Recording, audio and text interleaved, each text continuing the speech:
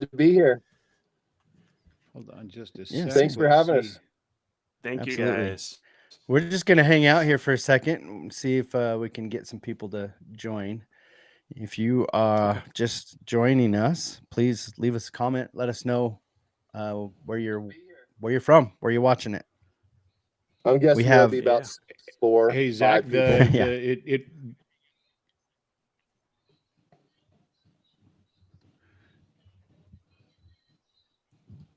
The This what? So time what's up, guys? it worked this time going through to the YouTube link that you had previously set up as a kind of a placeholder. So this time it actually good. went through and went live. Awesome. Right on. So yeehaw. Get excited. Hey, dude, Yeah, you're gonna air this While later we're too, anyway, waiting- right? Yeah, it'll while we're just be waiting, on I just YouTube. want to say, exactly. Well, what would you like to say, Jeff? well, I just want to say thank you for not just, for your concept of interviewing people. Oops, I see trying to reconnect. I don't know if you guys can hear me or not. Now we can. You're back. We can hear you. Yeah, we can hear Now you. he's froze. Okay. Sorry about that. I think I might have just working. Hello. And you're kind of back. Live is so much fun, man. Man. Yeah, thanks for doing Yeah. this, guys, and Am I good job on the connected? channel. Congrats on the channel. Thank you. Is Thanks, what he's man. wanting to say. We're having a good time, that's for sure. Yeah. Seems like it. It is definitely a blast, man, and it's and you know, it's been really interesting. The learning curve has been really kind of cool to watch. You know, as we're kind of getting our feet under us, learning the ins and outs of how this whole thing works. For You sure. know, dialing in not only the flow of the episodes, but you know, visually, making it look, you know, a bit more and more professional as we go. It's a good time for sure. Yeah. Looks good. Sounds All right. good. Is good. Well, let me introduce myself. My name is Zach Davis. I'm the host of the ZHZ podcast, and with me is Matt Allen, our co-host. What's up, dude? You know, living the dream, Z. Good to be here as always, man. This is our first live stream, so please bear with us. But we have some dear friends, great musicians. They've been on the show before, and they're pumped because tomorrow they're releasing their new album. Well, I mean, it's been in the works for a while, but they're finally getting it released, and we're going to talk about it and kind of show you guys where to go to look for it come tomorrow morning, bright and early. I'm assuming, right, Dave? Yep, that's right. Midnight tonight, actually, buddy. Sweet. There you go. And yeah, thanks for having us. Hi, guys. Yep. That this is Dave Hunsaker. He plays he's the drummer and he also does the production work and he does the mixing for Ariel's Bones. Sorry, I should mention Ariel's Bones is the band that we are speaking with today. And along Nick with says Dave, hi, by the way. Does he? Good. He's traveling with Tina. It was Tina's birthday yesterday. Happy birthday, Tina, and hey, Nick, man. Yeah. If you're watching it later, man. Sounding good. Yep. And Trevor Noakes did the mastering for this project, and unfortunately, he did reach out and say thanks for inviting me. I'm unable to attend, which we kind of figured because he's lives in the UK. But anyway, and then we also have what up, Trevor? We also have Jeff Huso, who he's the guitarist, does a lot of the songwriting, and we'll get a little more into that. And he's also the singer for the project. What up, Jeff? Are you there, dude? Hey, sorry, I was having connection problems, but hey, we're live. It's all right, man. Hey, no problem. We'll do it live. Jeff, and this is a momentous occasion. Jeff is now the first member of the Three-Timer Club on the ZHZ podcast. Nice. That's right, because he was part of the episode. Right, and then he was in a shirt or something. right. For that. What's that? Does he get a hat or a shirt for that? Don't Or worry, some no. swag. Yeah, yeah. I'm going to bat I'll for you, give- Jeff. I'll Well, give I'm you a working. I'm sticker. working on that. You He's can- like some swag. Yeah, stickers. You can order I think I owe swag Dave some stickers from too. That's right. zhzpodcast.com. That's right. That's Pick up a Three Timers zhzpodcast.com. shirt. Oh, that's great, man. Do we have anybody? Do we even know if there's anybody here? I don't see anybody. Looking at Yeah, like I YouTube, say. there's Let's two. just- It says 2 watching. Okay. One Well, of them's cool. me. Hey, 2 people. All right. Nobody's log in on my phone, commented in too. the chat. So Hey, you know what? That's all right. As people see it, they'll jump in. Let's go ahead and talk about your album. When did you guys? How did this whole thing, Ariel's Bones, start? Jeff, when did we start I'll say this again? That would have been either June or July, because I bought my car in July, and you shot in with like a video message as I was in the dealership. Right. I don't know if you remember. I And do. then you were saying some things, and I'm And like, we were trying to figure out "Hey, the here's my timeline. kids." We were trying to figure out But, the timeline yeah, when we we're started. But yeah, that sounds about right. Like late June, Yep. right? Maybe early So July. Yeah, late. I think it was late June. After the Shiza Cats and stuff. I knew who Dave was in school. But we didn't hang out or anything. I think you were a grade younger. Yep. But Yep. so we didn't really know each other. But after the Shiza Cats and stuff, you sent me a message and you're like, "Excuse me, dude. I need to see what you can do when you're not trying to be funny." Kind of. If that yeah. makes sense. I mean, I kind of Like, I want to see what you sound like when you're emotional. Right. Yeah. Yeah. I mean, so like the Shiza Cats and music was it turned me on, and me and Nick were doing that Apophis stuff, and Right. the brainchild was kind of mine because I could see them coming together with Jeff's melodic content, his songwriting skill.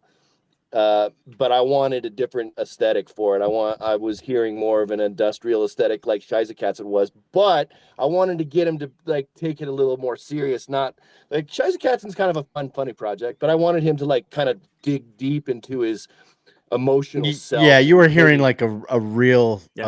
sort of thing versus just I like was. doing for I wanted schnitz to and see schniggles. what would happen if he like For actually Shiza and wrote. giggles. Nice Yeah, as it exactly. giggles. Shiza und And let me tell you something. In my I'm- opinion, I'm actually the experiment worked. Yeah, Let me no, tell ya, it sounds please. great. Yeah. The experiment It did. totally worked. Okay, it was I agree, exactly. man. It actually turned out better than I had imagined. Good. Dig it, man. Yeah, it did. And like Dave said about kind of digging deep into your psyche or whatever, I don't want to say I lost track of how many times I almost had like a nervous breakdown while doing vocals because some of the stuff is so dear to my heart. I mean, I don't want to share what a lot of it is because it'll just ruin it for someone who can make it dear to their own hearts. But Exactly. I was digging deep, and a couple of the songs, I went back like 35 years about, Wow. about a certain person. Are you talking about the whatever. stories that were I'm like talking- Yeah, the lyrics of the songs? Yeah, okay. Exactly. Yeah. So a lot of the content is basically like, how would Parallel Universe Jeff be doing right now? So, but yeah, it was a lot of stuff like, wow, I wonder how this could have gone. I wonder how it would be today.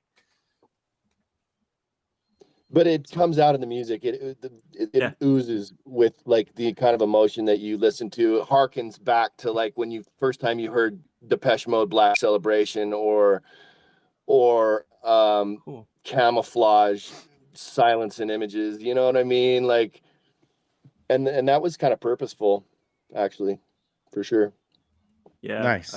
I pushed guitar. I pushed my guitar playing. I pushed the vocals further than I would for a different project that I'm more comfortable with. because I don't work with other people. Like I have like in the past, didn't turn out so good. This is a completely different thing. Dave knows exactly what he's doing. Nick knows exactly what he's doing. Yeah, I was pretty apprehensive when I kind of handed the work over, but first song we recorded is Imposter. Yep. That's track number 2. And I actually, it was kind of a placeholder name because I'm like, Zach, you and I had this conversation. I felt like I kind of had imposter syndrome because here's you, here's Matt, and here's Dave, like all on top of your game, dude. And I'm like, what am I doing here? So the song went through and I was like, okay, I don't have lyrics yet, but I was going to write it about having imposter syndrome. And then Nick's like, I got it. And he laid down vocals, kind of traced the guitar lines. Dave put some sick drums in there and like reverse. So it's like, it hits really hard stuff going on. And I'm like, all right, we're good. Yeah. And actually, can I tell him something about Imposter real fast too? Because like Nick did his first vocal tracks and we sat on it for a while. I kind of knew it wasn't complete because it was almost like a call and return, except Nick did it in reverse. He did the return. So I stepped in and wrote the call part and I sent it to Jeff, and then Jeff enforced it, made it better and helped me with it. And then so it's like a call and response, but it was written in reverse. No, that's cool. It turned out really good. So actually that's the one song on the album that all 3 of us sing on, by the way. Oh, cool. Yeah, it is. Yeah, cool. Yeah. Go ahead and tell us a little bit about how that process works, because you all 3 live in different locations. We talk about it a lot with being, involved with Z Frequency, but most of our guys, with the exception of Jeff and maybe a couple other guys, they all live at least close by. But you guys are all over the U.S. How does that process work for you guys? Learn or have questions about working remote, just hit me or Jeff up because we basically got it on lock now. Or drop it in the chat. Drop it in the chat. Yeah. We'll answer it right now. I mean, we work remote and it works out killer. I mean, I have no problems with it and I actually love it. There's very little brain damage when you're working remote. Yeah. Right. And there's a lot of like, you don't have to worry about some of the idiosyncrasies, like if somebody farts in the studio or something when like does that ever happen? Like, I don't. And it's an exercise. And from the beginning, I told Jeff, I said, and we all needed to live by this philosophy, was we can't be too precious about anything. It's going to get messed with, changed, fixed again, rearranged. That was the first thing you said. The whole concept was an exercise in not being precious. Yep. You got to be willing to let it go. Yep. Yeah. And it was and it's better for that, honestly. Yeah. The song, I had a project where I did a bunch of instrumental kind of synthy stuff. What's the name of the song that Nick added the vocals to? I'm gonna pull it up right here. It was a Cold Circuit song that you repurposed for us. Rips in Time. Rips in Time. Thanks. Yeah, I wrote an instrumental track called Rips in Time. Nothing, very minimalistic, and then I sent it over to Dave and I'm like, if you want to do something with this, you can. Just leave it instrumental because I want to fit it in between this song, which is really hardcore, and this song, which is really delicate. Let's just kind of make it be a transition, like a transition song, right? And I said, let's leave it instrumental. We thought it was going to be an interlude or something like that. Dave sent it back with Nick did vocals on that too, and I'm like, you win. We're keeping it like this, and it just knocked my socks off, dude. It turned out really cool. Yeah, nice. You guys, there's some analog synths in that. So Jeff wrote the bones for it with real analog synths off the grid, by the way. Yeah. And so Nick had to lock it up to the grid, and then we wrote around it. And then Nick wrote lyrics and a melody, and then we sort of piecemealed it together, but it turned out killer. And it's some of the European guys, friends over on Trevor's side of the pond, it's their favorite song. And I know one of Jeff's friends loves it too. It's an interesting song. Yeah. It's neat. It's beautiful. And then you recently acquired a Moog, didn't you? I did. It's like right behind you. And it's actually pronounced Moog. I looked it up because I told the guy at Guitar Center, I was like, I want to go with the Moog. And then he goes, no, you mean the Moog? And I'm It's a Moog. I don't give a crap what it's called. But I looked it up. Potato. Bob Moog himself, he said it's pronounced like Vogue. So Moog, Vogue. Makes sense. So, hey man, if it's the dude's name and he said it's pronounced this way, I guess, Yeah. We'll keep playing with that. I'll pronounce it how he did it, but yeah, it's right here. It's semi-modular, so it's got the cables and the tweakables. Wacky. Yeah, I want one. Nuts. They're so cool. Yeah, it's worth it.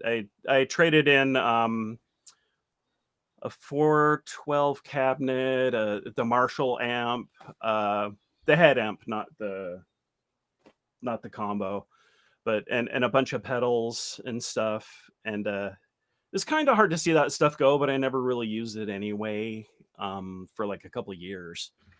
But it's awesome having the Moog in here. I've already done like 5 songs on it. Yeah, I know you've shared a little bit with me, but So Dave, toy tool. Since you mixed the album, can you talk us through your vision during the mixing process? Like, did you face any challenges throughout the album? Like, I mean, I believe you guys, I first heard about this when you guys were working on it back in July, I believe, but yeah, dude, it was the conversation me and Jeff had about it was right after you guys did your episode. Like right after. And okay, so, after Jeff's episode then. Is that right? Yeah, okay. Cool. So it was like within a couple days or so. Yeah. And honestly, like something that I've kind of learned from a production standpoint is kind of to have a vision to begin with, and that way you're not running through the dark on anything. And I did have a vision, and I chased that vision, and I was pretty attached to the vision, and at the same time trying not to be too precious about it. But I ran into some challenges, but nothing that I couldn't just research my way out of. But yeah, man, it turned out kind of how I heard it in my head. And Jeff, just as the principal songwriter, just kept feeding us these killer ideas and stems and great songs. And once we got on a roll, it just unfolded like kind of with ease, Right. Hey, Dave, can you describe the feeling when, and with that specifically, but even generally, when you have an idea for a tune in your head and something that you really want to hear, something that you really want to see happen, and when it comes back and it is exactly what you had imagined, what are the feelings that start coming in? Well, the feelings was more from like communicating with Jeff and then getting a song that was dripping in emotion. And like when I heard what's the one, Jeff, about your kids, I don't want to give too much away either. Oh, I'm pulling up the playlist. Oh, She Sleeps? Or yeah, She Sleeps. She Sleeps. That one's when I got the stems back for that, like I could hear Jeff's emotion and I got a tear in my eye. Honestly. And I started mixing it up and I'm like, holy crap, this thing is just, I mean, it harkened back to the first time you heard like Depeche Mode Somebody. You remember that, Somebody? Mm-hmm. Oh, I remember exactly where I was the first time I heard it. But I can't really take credit for, I mean, the vision and the aesthetic sure was mine, but I was really reliant on Jeff's songwriting. I knew that he's going to give us the goods. I just trusted that, you know, and we just rolled along. Yeah, huge props to Nick though for backing some of the tracks up. So Nick would get the stems yeah. first before me, and he would basically reinforce everything, and maybe do counterpoint melodies, scratch some vocals here and there, and basically just put his guitar sounds and bass, his really cool bass sounds in there, and give us more beats to work with. Yeah. You know what I mean? Oh, his bass playing is awesome, actually. He's come a long way on bass. I love his bass playing, and he's got a really nice sound and everything, but it's beautiful.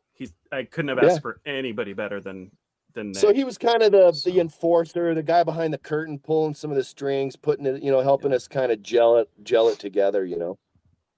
Nice. And I brought him in knowing that we kind of had that as a plan. That was the plan. Nick's gonna get his hands on it, you know. Right. And go from there. Very nice, man. But it starts with a good song, and that's where Jeff comes in, you know. You got it starts with some good writing. Without being too precious, right? Yeah. I got to be honest, I was worried at first just because due to the past and all the other bands I've been in, but once I heard the first song come back, I was like, oh boy. It's on. Oh, that's what I was thinking. I was like, it's on. It's on. And did it just pick up momentum from there and just kind of steamroll at that point? Did it start just to flow a lot more freely? Absolutely. It did. We flowed and steamrolled, and then we took like a month and a half break while Nick was moving, and then we did the second half of the album. So we kind of broke it in two halves. We did like something like 6 and 6, right, Jeff? Plus the remix. Yep. Nick did a really cool remix of The Last Prayer, and we put it on the album. And it's really good. And also we ended up clearing the cover, so Depeche Mode "Fly on a Windscreen" is on the album. And very nice, man. Oh, that's right. I forgot all about you guys did that cover of buddy song, which is a great song. That was my idea. I got to sing leads on that, and then Jeff sang the Martin Gore parts, and I sang the David Gaughan parts, and Nick did some cool guitar stuff on it. So had you always kind of wanted to throw down a Depeche Mode cover at some point? Yes. I've been wanting to do this cover for like this specifically years, Fly dude. on the Windscreen. Specifically Fly on a Windscreen. And my good friend that I used to ski patrol with, Chad Cooper, he used to egg me on about it. He's like, when are you going to cover Fly on a Windscreen? When are you going to cover? Because we bonded over Depeche Mode, you know. And it's a Depeche Mode song that's very much industrial. It's not like a traditional Depeche Mode song. In fact, it was a B-side that almost didn't even end up on the album Black Celebration. If you know any of the story of Black Celebration, almost didn't even end up on the album. And it's one of my favorite songs on the album. And it's very much an industrial song. Mm-hmm. Oh, definitely. Yeah, I think some people don't really realize just how industrial Depeche Mode is. You go back far enough, I mean, they were sampling machinery and all kinds of stuff. Yep, that's right. And they are so influential to industrial music as we know it, to electronic music as we know it. They are super influential. Correct. Yep. Nice, man. So what did you guys' plans for marketing or promoting this album of yours? We hope you'll do it for us because we have no plan. Yeah, that's what we're doing right now. Yeah, no, I appreciate it. Yeah, like this is it. No, there's so well, we did nice a radio t-shirt, by the way, Zach. Oh, yeah, we'll do some stuff. We'll figure some stuff out, right, Jeff? Jeff's got some radio connects. I got some connects. We got Trev across the pond with some connects. We'll get some promotion out there. But yeah, we did do a clean version of one of the songs as well. That's kind of loaded up with some words that George Carlin said that we can't say on TV.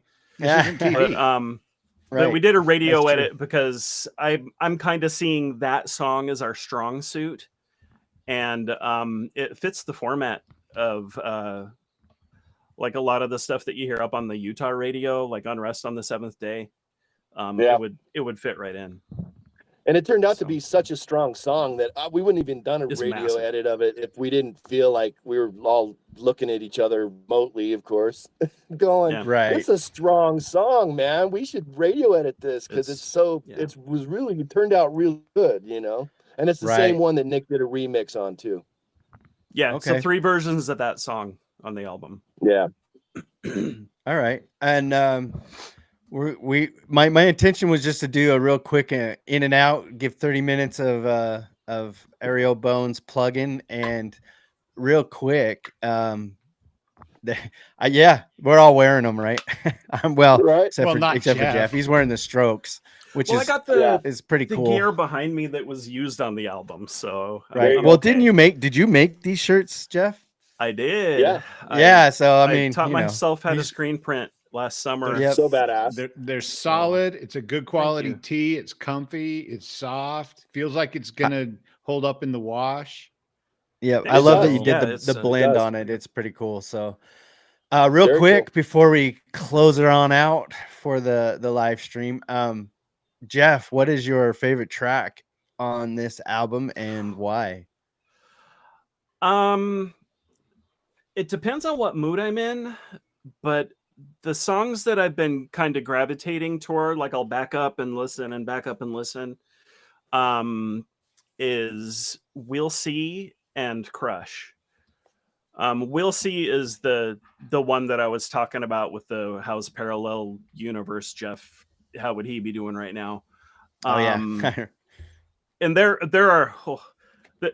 are secrets in that song that if you knew who it was about, you'd be like, oh duh, it's so obvious. But Crush is good as well. It's just a good old-fashioned bouncy kind of punkish thing. It's got a really youthful spirit to it, and Nick added some guitar to it at the very end, which is like the cherry on top. And you know the part I'm talking about, Dave. He always And seems to know what to do. It was you know? perfect. Yeah. Yeah. Just So those two, Sprinkles. and yeah, there's a lot of attitude in Crush. It's kind of got like a, maybe not a snot-nosed attitude to it, but it's there's a lot of tongue-in-cheek stuff, and it's yeah, just Okay. listen to it and you'll hear facetious, what I'm Sure. talking some about. facetiousness, if And you will. then Some Dave, facetiousness. Yeah. what is what's your favorite track and why? Well, I gotta say the whole album is pretty strong It's front solid. to back. I mean, Right. I love every Absolutely. song, but when I first mixed Wine and Roses, that was one of the ones that like I just Yeah. never could get sick of it. Like I just kept mixing and dialing, and Wine and Roses, it's reminiscent of maybe like a Camouflage song. It's dripping in emotion. It's got a fat groove beat. I love that song, Wine and Roses. Almost a little bit of a Depeche Mode influence in there too, don't you think, Jeff? Yeah. It's got a very dark undertone because it's about like somebody dying, and It could have gone on Black Celebration So- if it were a Depeche Mode song, probably. it's possible. And I yeah. also like the bags are moving, or the body bags are moving. It's kind of an industrial song. I think it's cool. It's dancey. that one and turned out good. sick. Yeah, it's cool. There's some dancey stuff on the album too.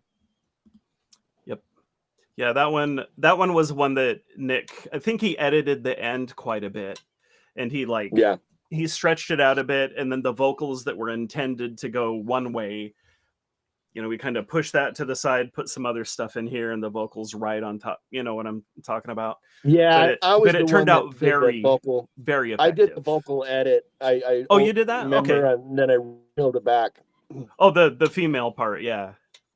Yeah, because I love that part. I just thought it yeah. needed to be used at least one more time, and we ended up using it in the tail too. I thought it was cool. Yeah, at the end, yeah. So pretty- check out that song. Cool. Pretty That was tasty.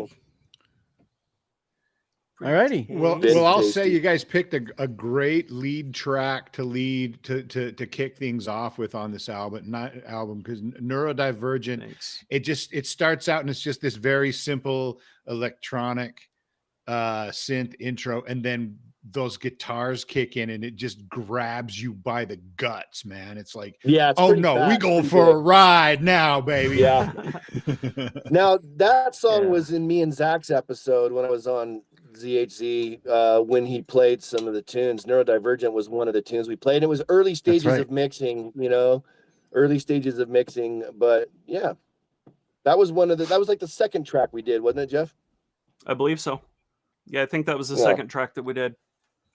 It's got big fat guitars for sure. It's And some that's badass pretty drums. massive, man. Yeah, and I used So- Yeah, it's a the rock song. That's like one of the most Rickenbacker on rock there, songs on yeah. the album, I think. yeah.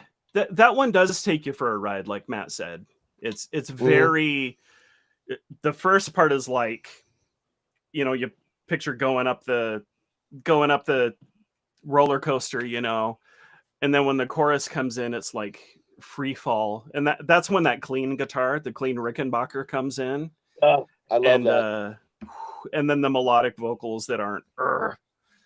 Right. So it does take you from side to side, and Nice, man. There's So some meant to clean do that. Rickenbackers all over the album that are just really cool, man. Cool, clean tones. Like some of the best clean tones I've ever worked with. They're Nice. on that Wine and Roses too. okay. I Okay, and think then, yeah. What are you guys gonna do next? I mean, just kind of ride this out for a while. Are you guys thinking about another project or remixes, or like, is there anything like what's in the works for Ariel's Bones at this point? There is some remixes already in the hopper that Nick's been working on that are going to come my way eventually. And I'm hoping to do Okay. another Ariel's Bones album too, in a few months. And Yeah. I'm actually helping Jeff with some mixing right now too. I don't know if you want to tell him what you're doing, Jeff, but Sure. I'm helping Jeff with some mixing. Yeah, I'm going back into the spring tank bucket for a little bit. All We're right. already Okay.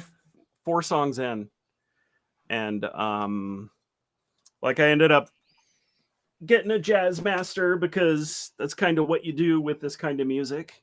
And Yeah. Totally different aesthetic, And totally different animal for me. It's kind of a fun challenge that way. yeah, and it's meant to be kind of Jesus and Mary Chain-ish, Echo and the Bunnymen-ish, kind of in that vein, but a little more dirtiness to it.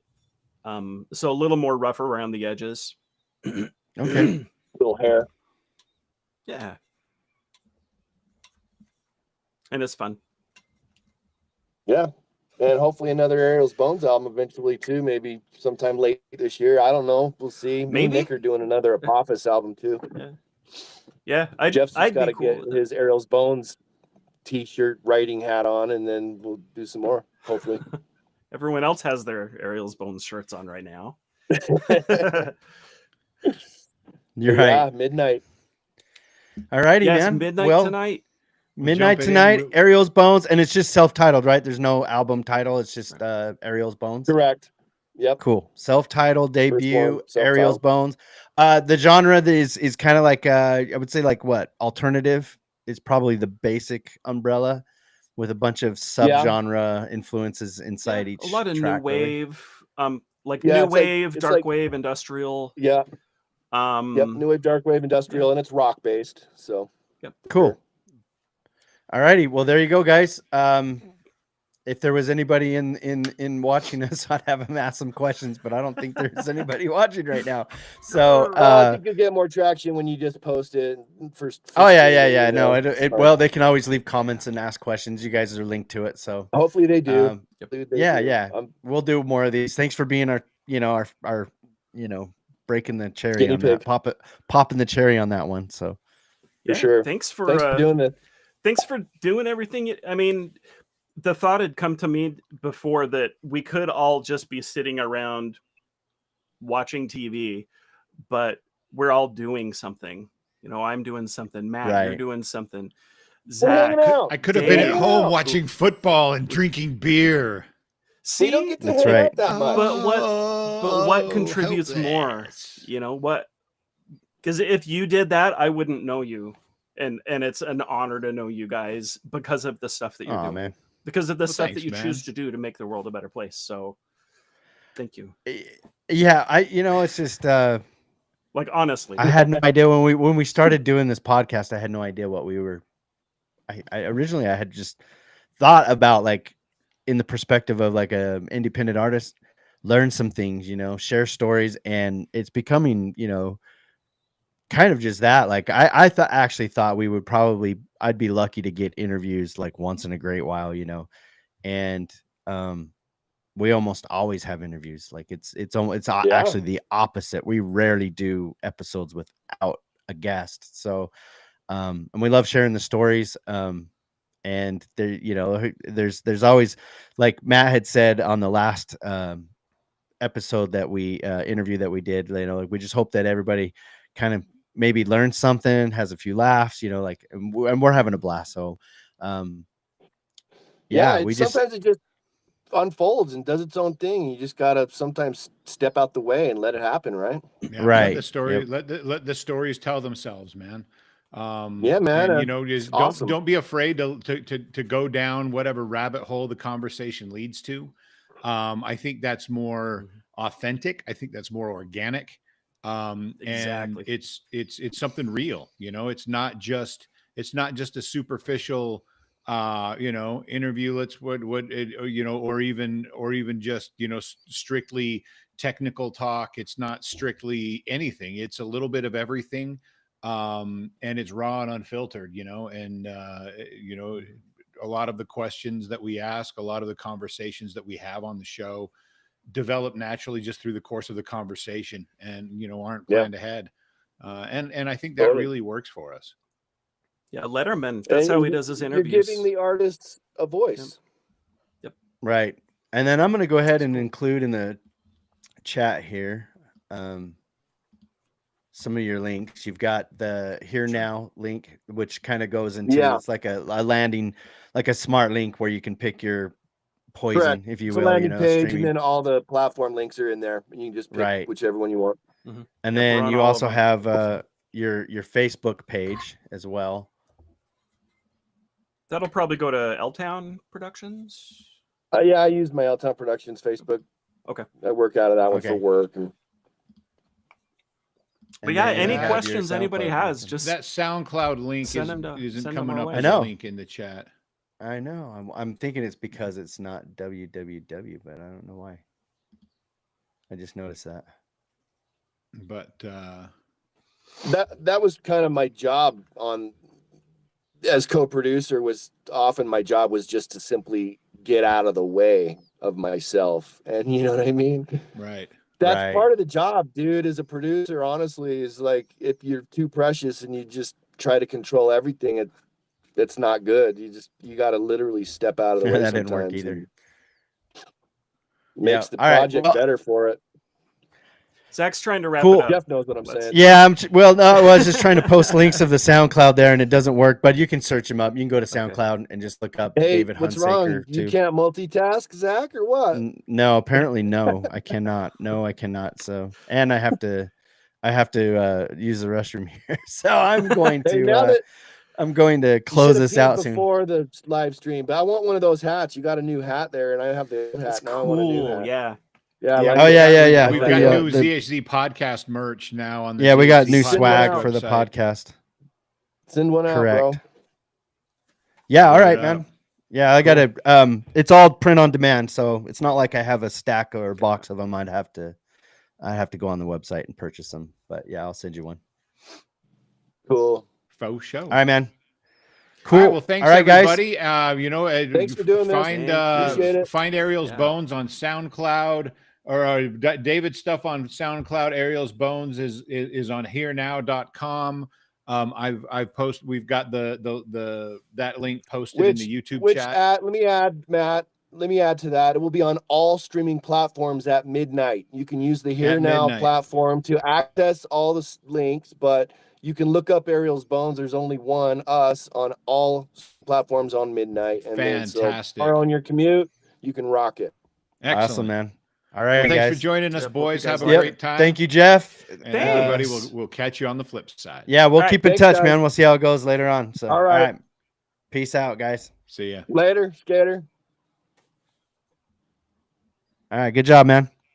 Cool. Bye. Are we out? Now you can go Bye, bye. Felicia.